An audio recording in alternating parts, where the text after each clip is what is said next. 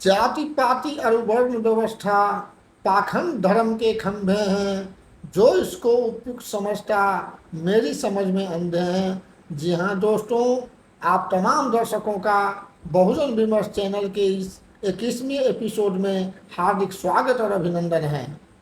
पिछले एपिसोड में आप देख चुके हैं कि किस कदर बाबा साहेब अम्बेडकर मनुस्मृति को प्रतीकात्मक रूप से जलाने का काम किए।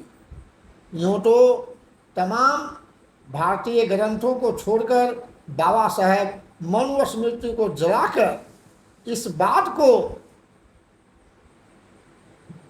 आगे बढ़ाने का काम किए कि भारत में जो जाति पाति है, ऊंच नीच है, परस्पर घृणा का भाव है, भाईचारा नहीं है, इसके जड़ में सबसे बड़ा हाथ जिस ग्रंथ का है वह मनुस्मृति है।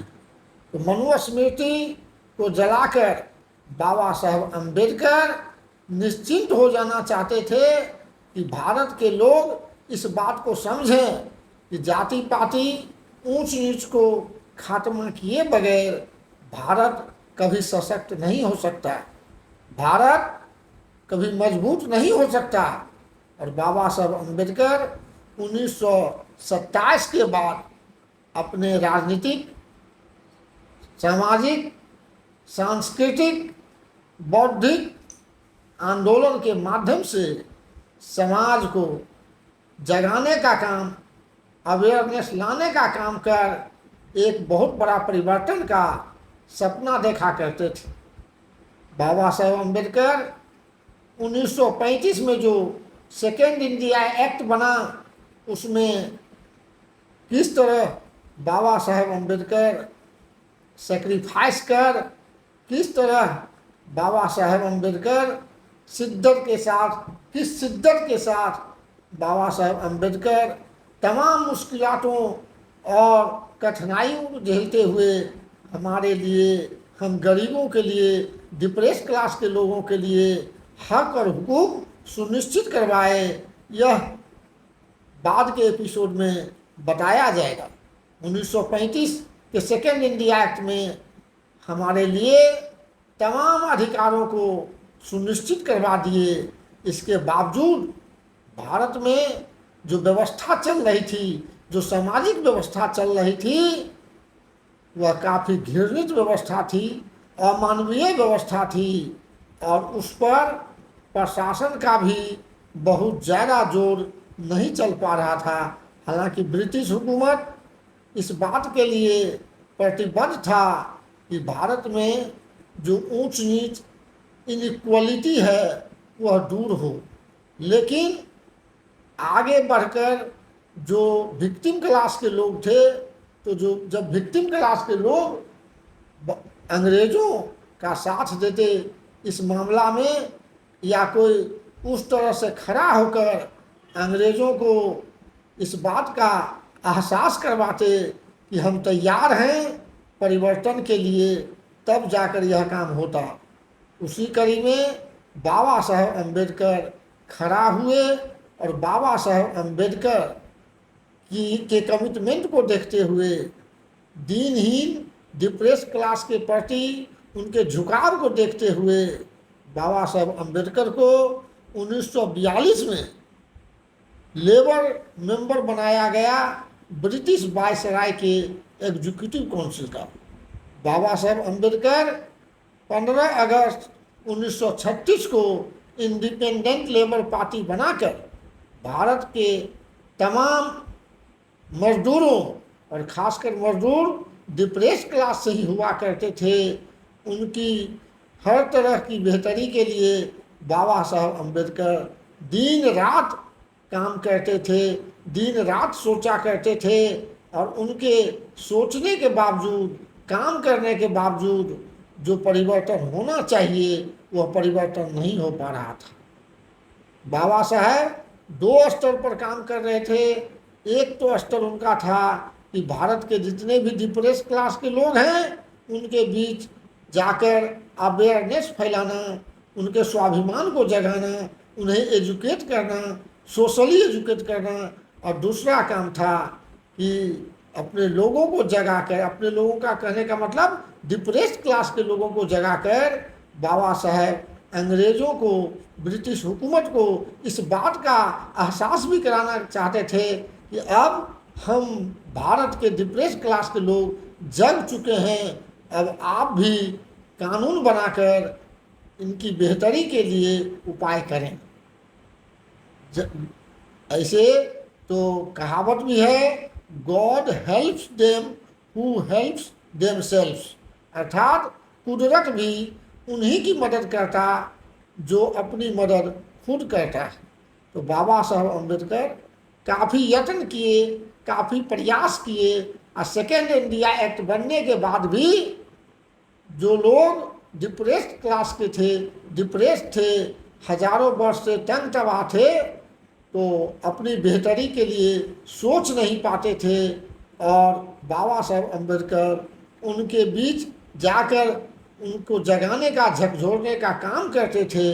लेकिन जो ताकतें थी, पाखंड की ताकतें, जो धर्म की ताकत पर भारी पड़ रहा था, उसके कारण बहुत विशेष नहीं हो पा रहा था, परिवर्तन नहीं हो पा रहा था। बाबा साहब अम्बेडकर येवला में 13 अक्टूबर 1935 को, येवला जो महाराष्ट्र के नासिक जिला में है, विशाल जनसभा को संबोधित किए, और अपने संबोधन में बाबा साहब अम्बेडकर बहुत मायूस होकर, हताश होकर कहे कि मैं हिंदू धर्म में पैदा लिया, ये मेरे बस की बात नहीं थी, लेकिन मैं मरूंगा तो हिंदू धर्म में रहकर नहीं मरूंगा। तो उस समय का जो मीडिया था, जो प्रबुद्ध वर्ग थे, सब के सब बाबा साहब को देशद्रोही कहना शुरू किए, जबकि जो इन्हें देशद्रोही कहे वो सारे के सारे लोग, चाहे उसमें बड़ा से बड़ा इमेंस पर्सनालिटी के लोग क्यों नहीं हो, हम किसी का नाम नहीं लेना चाहते, सारे के सारे लोग कहते थे कि मैं प्रथमतः भारतीय हूँ, उसके बाद कुछ हूँ, उसके बाद और भी कुछ हूँ, उसके बाद क्या हूँ, तो जातियों का जो जमा बड़ा है उसमें मैं श्रेष्ठ हूँ, उसमें मैं श्रेष्ठ हूँ। और बाबा साहब अम्बेडकर कहते थे कि मैं प्रथमतः भारतीय हूँ, अंततः भारतीय हूँ, और भारतीय के अतिरिक्त कुछ भी नहीं, भारतीय के अतिरिक्त कुछ भी नहीं हूँ। जब बाबा साहब की ऐसी पवित्र भावना थी, तब फिर ये पाखंडी लोग किस आधार पर बाबा साहब को देशद्रोही करार देने का काम किए, ये एक चिंतन का विषय बन गया, गंभीर चिंतन का विषय बन गया। मैं किसी धर्म की बुराई नहीं करता, मैं किसी धर्म से घृणा नहीं करता, क्योंकि बाबा साहब अम्बेडकर संविधान की जो प्रस्तावना बनाए, प्रस्तावना में कहे कि सभी धर्म और विश्वास, उपासना, पूजा पद्धति सबके लिए समान भाव होना चाहिए, आदर का भाव होना चाहिए, किसी तरह का भेदभाव नहीं होना चाहिए। उपासना की स्वतंत्रता, धर्म की स्वतंत्रता, पूजा पद्धति की स्वतंत्रता सबको मिलनी चाहिए। अगर बाबा साहब किसी खास धर्म के पक्षधर होते तो फिर इस तरह की बात संविधान में शामिल नहीं करते। तो जब बाबा साहब अपने संविधान में इस बात को शामिल नहीं किए, तो उनको मानने वाला जो भी अनुयायी होगा, धर्म के आधार पर किसी से भेदभाव नहीं करेगा, किसी भी धर्म से घृणा नहीं करेगा। हाँ, अपने सर्वांगीण विकास के लिए उससे जो भी धर्म अच्छा लगेगा, फेवरेबल लगेगा, उस धर्म की ओर आगे बढ़ेगा, उस धर्म को ग्रहण करेगा। तो बाबा साहब अम्बेडकर, जिनका जन्म हिंदू परिवार में हुआ, जिनकी 2 शादियां हुई हिंदू घराने में हुई, बाबा साहब भी हिंदू थे, और हिंदू रहते हुए जीवन में तमाम तरह की मुश्किलातों का, झंझावातों का, कठिनाइयों का सामना करते हुए बहुत बड़ी उपलब्धियां हासिल किए। और फिर बाबा साहब की यह घोषणा उनके हताशा का परिणाम था, उनके निराशा का परिणाम था? नहीं, यह इस बात को पुष्ट करता है कि बाबा साहब अम्बेडकर देख चुके कि धर्म जो है, जो धर्म है, जो शाश्वत धर्म है, जो सनातन धर्म है, उस पर पाखंडियों का बोलबाला हो गया। और जब पाखंडियों का बोलबाला हो गया तो जिस धर्म में पाखंड आ जाए उसका नाम आप जो भी रख दें तो वह धर्म बन जाता है, उसी धर्म से उसको जाना जाता है। इस तरह से लोग जो पाखंड का प्रचार प्रसार कर रहे थे, पाखंड को बढ़ा रहे थे, धर्म में पाखंड को मिला दिए और उसी को हिंदू धर्म कहना शुरू किए। जबकि हिंदू धर्म जिस धर्म को लेकर, जिसका डिराइव्ड फॉर्म हिंदू धर्म है, तो अगर उसके तह में हम जाएं तो हमें कहीं नहीं लगता है कि मानव मानव के बीच घृणा का बीजारोपण धर्म के माध्यम से हुआ हो। ये बहुत बाद की बात है। 647 ईस्वी में हर्षवर्धन जो अंतिम भारतीय शासक थे उनकी मृत्यु हो गई और उसके बाद भारत में डार्क एज आया। डार्क एज आने के बाद एनार्की आ गया पूरे देश में। एनार्की के साथ जो भी स्वतंत्रता, जो भी समानता, जो भी मानवीय मूल्य, जो भी नैतिकता था, उसका ह्रास होने लगा। धर्म पर पाखंड भारी पड़ने लगा और बाद में कुछ लोग सनातन को पाखंड मिला दिए सनातन में और उसी का नाम रख दिए हिंदू धर्म। जबकि अगर हिंदू धर्म के सही स्वरूप को लिया जाए, हिंदू धर्म को प्राचीन रूप में लिया जाए, तो हम समझते हैं हिंदू धर्म एक बेहतर धर्म हो सकता है।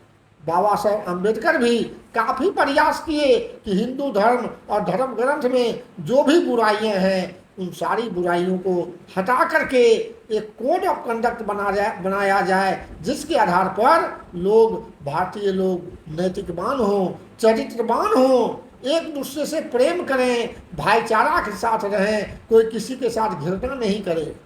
लेकिन ऐसा जब नहीं हुआ तो येवला के सम्मेलन में बाबा साहब इस बात की घोषणा किए और लोग कहते थे कि धर्म परिवर्तन से डॉक्टर अंबेडकर को और उसके समाज को कुछ नहीं मिलेगा, उसके समाज को कुछ नहीं मिलेगा।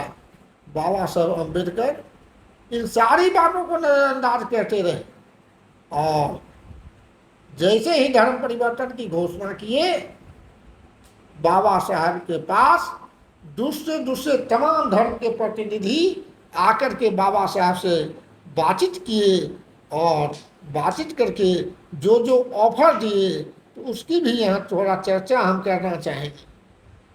बाबा साहब के पास हैदराबाद का निजामुद्दीन आया।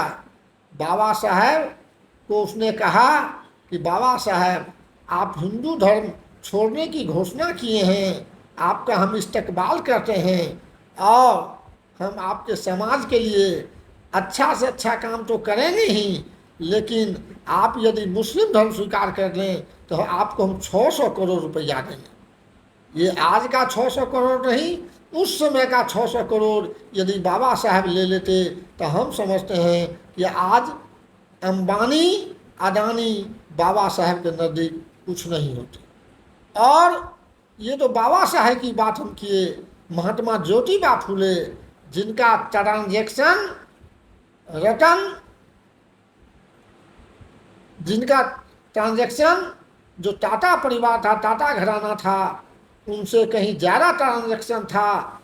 और बाबा साहब अम्बेडकर जिनको अपना गुरु माने ज्योतिबा फूले को, तो धन होते हुए भी, धनी होते हुए भी अपनी मानवीय भावना के कारण, अपनी भीतरी भावना के कारण और निचले तबके के लोगों का जो अपमान होता था और उनका भी अपमान हुआ था, तो अपमान की जिंदगी वह उन्हें गवारा नहीं था। और जीवन भर ज्योतिबा फूले सम्मान के लिए, शिक्षा के लिए जिस तरह का काम किए उसको आप पिछले एपिसोड में देख चुके हैं। तो बाबा साहब अम्बेडकर ज्योतिबा फूले का जब अनुयायी थे तो धन का उनके लिए क्या महत्व था। बाबा साहब अम्बेडकर हैदराबाद के निजामुद्दीन को जवाब दिए कि 600 करोड़ रुपया की बात तो दूर, आप जो कहे हैं कि आपके लोगों के बेहतरी के लिए हम काम करेंगे, तो इसका मतलब आप धर्मांतरण के लिए हमें प्रलोभन दे रहे हैं, यह हमें कबूल नहीं। फिर ईसाई मिशनरी बाबा साहब से कांटेक्ट किए और ईसाई मिशनरी भी इसी तरह का लालच दिए। ईसाई मिशनरी को भी बाबा साहब करारा जवाब दिए। फिर पंजाब का जो पटियाला है, पटियाला का शासक भूपेंद्र सिंह पटियाला आया और बाबा साहब अम्बेडकर को कहा कि हम अपने यहाँ का प्रधानमंत्री आपको बनाएंगे, आप सिख धर्म कबूल करें। बाबा साहब इन तमाम धर्मदूतों को करारा जवाब दिए और कहे कि जिस धर्म की बुनियाद लालच पर हो, भय पर हो, दबाव पर हो, वह धर्म मानवता का धर्म नहीं हो सकता, वह इंसानियत का धर्म नहीं हो सकता। इसलिए अभी हम कुछ भी कहने की स्थिति में नहीं हैं। हम उस धर्म को कबूल करेंगे जो हमें स्वतंत्र चिंतन विकसित करने का मौका देगा, स्वतंत्र रूप से सोचने का मौका देगा, जो हमारे समाज को स्वाभिमानी बनाएगा, जो स्वाभिमान पूर्ण जिंदगी देगा। हम उसी धर्म को अपनाएंगे और अपने लोगों को अपनाने के लिए कहेंगे। भारत मजबूत कब होगा? बाबा साहब की नज़र में और बाबा साहब से हम तमाम लोग सीखे कि भारत मजबूत तब होगा जब यहाँ का एक एक लोग नैतिकवान हो, चरित्रवान हो, कुछ और हो तो हो, लेकिन सबसे पहले इंसान हो जिसमें नैतिकता हो। और व्यक्ति से समाज बनता है, समाज से ही देश बनेगा। तो अच्छा लोग होंगे, अच्छे अच्छे लोग होंगे, देश में सभी लोग अच्छे होंगे, सुखी संपन्न होंगे, तब जाकर के भारत मजबूत बनेगा, सबका कल्याण होगा, तब भारत का भी कल्याण होगा, भारत सशक्त होगा। धर्म क्या है? जतो धर्म ततो जय, जहाँ धर्म है वहाँ जय है। धार्यते असौ धर्म, जो धारण किया जाए, जो धारण करने लायक हो, जिसको धारण करने से हम में नैतिकता आवे, हमारा जीवन पवित्र हो, हम मानवता को, मानव समाज को कुछ दे सकें, वही तो धर्म। तो बाबा साहेब अम्बेडकर इस तरह से 1935 13 अक्टूबर को ये बला में धर्मांतरण की घोषणा कर बहुत बड़ा भूचाल लाने का काम किए। इनके पीछे मीडिया के तमाम लोग, तमाम प्रबुद्ध लोग इनके पीछे पड़ गए। इनके पीछे शंकराचार्य पड़ गए। लेकिन शंकराचार्य से फिर क्या बातचीत हुई, यह अगले एपिसोड में हम बताने का काम करेंगे। और यह 21वां एपिसोड है। अभी तक आप एपिसोडों के साथ दिल से और दिमाग से बने रहे, इसके लिए बहुत बहुत शुक्रिया। हम भरोसा दिलाते हैं कि अगला एपिसोड जो आज का धर्मांतरण विषय है, इसी के संबंध में होगा और प्रभावी होगा, सार्थक होगा, आपको अच्छा लगेगा, हम भरोसा दिलाते हैं। हाँ, एक बात कही है अपलोजी, ये पिछले एपिसोड यानी 20वें एपिसोड में मेरे द्वारा यह बताया गया था कि बाल गंगाधर तिलक का जो नारा था, स्वाधीनता हमारा जन्मसिद्ध अधिकार है, तो इसे 1929 के लाहौर अधिवेशन में न कह करके 1916 में बाल गंगाधर तिलक के द्वारा ये नारा दिया गया था। सिक्वेंसर मिसअंडरस्टैंडिंग के कारण भूल हुई, सुधार निवेदन के साथ, इसी के साथ नमो बुद्धाय, जय भीम, नमस्कार, बाय, आदाब, सत श्री अकाल, जय जोहार।